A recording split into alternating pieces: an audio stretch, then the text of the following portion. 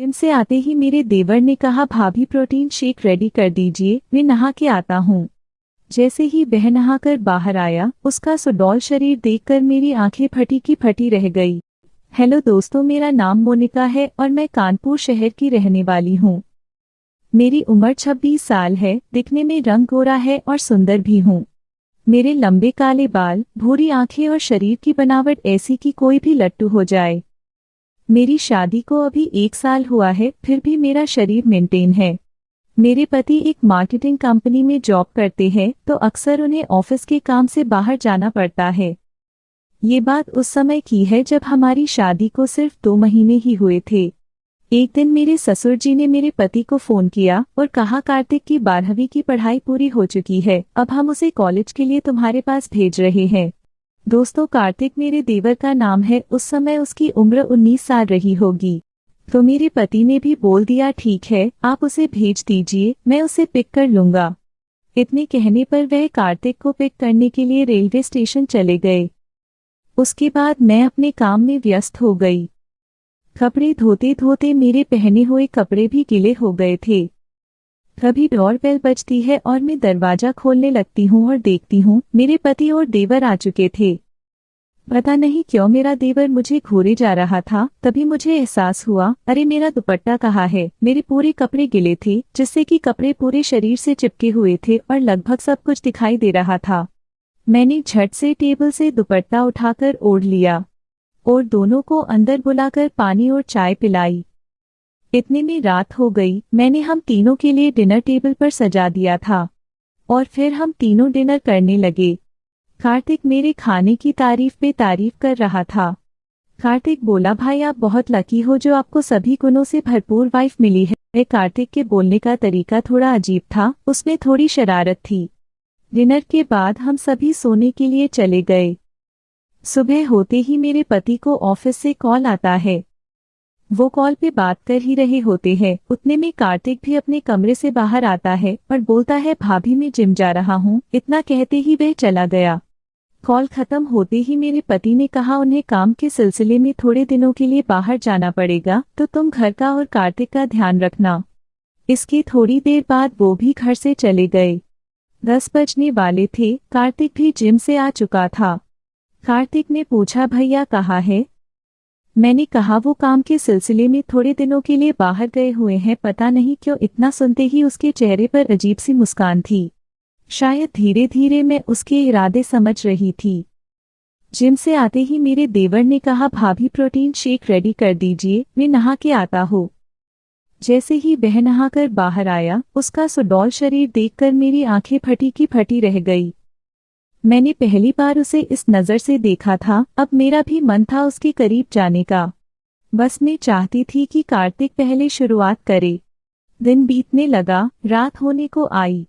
आग दोनों तरफ भड़क रही थी, लेकिन दोनों में से किसी ने भी शुरुआत नहीं की। फिर हम दोनों डिनर करने के लिए साथ बैठे। बात की शुरुआत करते हुए मैंने भी पूछ लिया, कार्तिक तुम्हारी गर्लफ्रेंड कैसी है?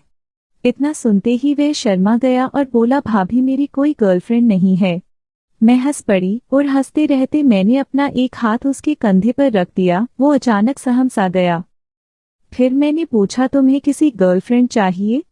तो उसने मेरी तरफ देखकर कहा, भाभी बिल्कुल आपके जैसी। आगे उसने कहा, भाभी अगर भैया से आपकी शादी न हुई होती तो मैं आपको ही अपनी जीएफ बना लेता।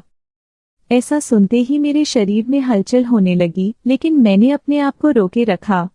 फिर मेरे दिमाग में बात आगे बढ़ाने का एक तरीका सूझा। कार्तिक मान लो आज रात के लिए मैं तुम्हारी जीएफ हूँ, तो तुम क्या करोगे? ऐसा सुनते ही उसकी आंखों में चमक आ गई और वो बोला, भाभी ऐसा सोचने भर से ही मेरा दिल इतनी जोर जोर से धड़क रहा है। उसके इस भाव से मैं जोर जोर से हंसने लगी और हंसते हंसते उसके सिर से होते हुए उसके गालों पर हाथ फेर दिया और बोली, हट बदमाश कहीं का, चलो अब ये खेल यहीं खत्म करते हैं।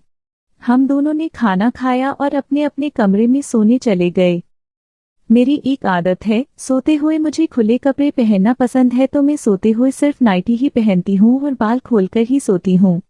उस रात भी मैंने ब्लू रंग की थोड़ी ट्रांसपेरेंट नाइटी पहनी और बेड पर सोने चली गई। मुझे नींद कहाँ आने वाली थी। मेरी आंखों के सामने बार बार कार्तिक का सुडौल शरीर आ रहा था।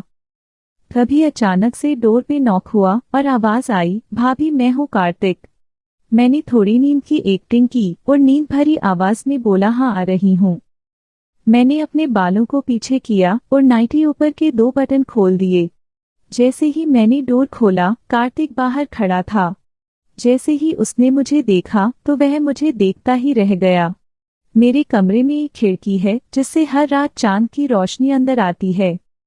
उस समय वो रोशनी मुझ पर पड़ रही थी, जिसके कारण मैं एक परी की तरह लग रही थी। मैंने पूछा, बोलो कार्तिक क्या हुआ? भाभी वो आप बोल रहे थे ना कि अगर आप मेरी जीएफ होती तो मैं क्या करता? मैंने भी सिर हिला दिया और कहा, हाँ खेल खेल में मैंने बोल दिया था।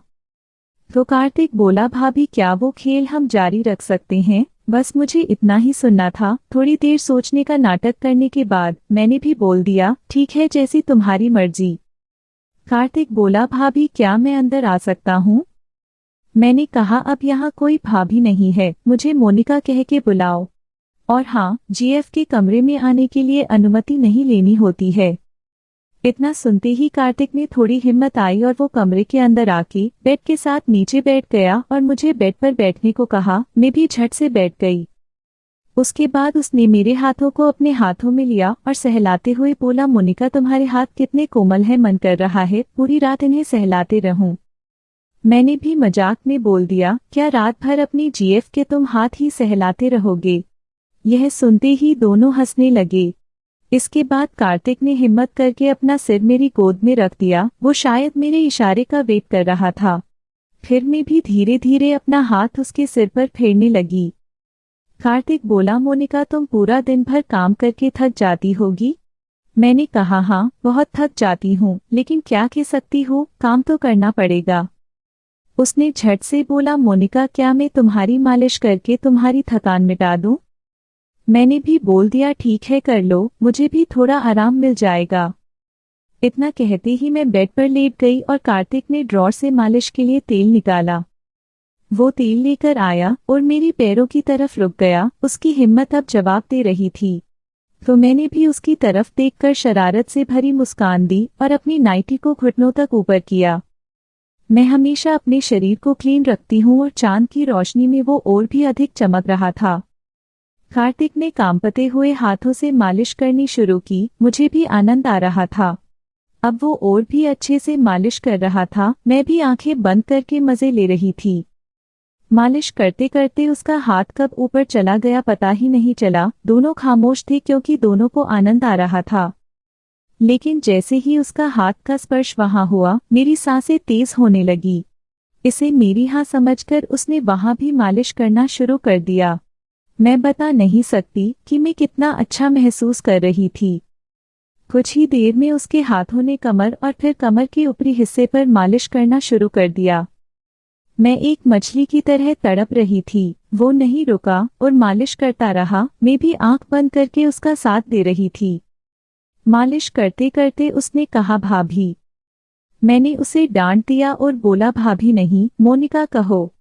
और बोला, अधिक बातें मत करो, जो करना है करो, आज मैं तुम्हारी हूँ। यह सुनते ही वह और सहज हो गया। फिर मुझे दूसरी तरफ लेटा के पीठ और कमर के निचले हिस्से की मालिश करने लगा। नदियां और झरने बहने शुरू हो गए थे। बस बांध टूटने की देरी थी। पता नहीं चला कब कब नाइटी बेड के दूसरे छोर पर चली गई। चांद की रोशनी में तेल लगा हुआ शरीर संगमरमर की तरह चमक रहा था। अब बारी अगले पड़ाव की थी। बस शुरुआत करने की देर थी। बस दोस्तों, आज की कहानी में इतना ही।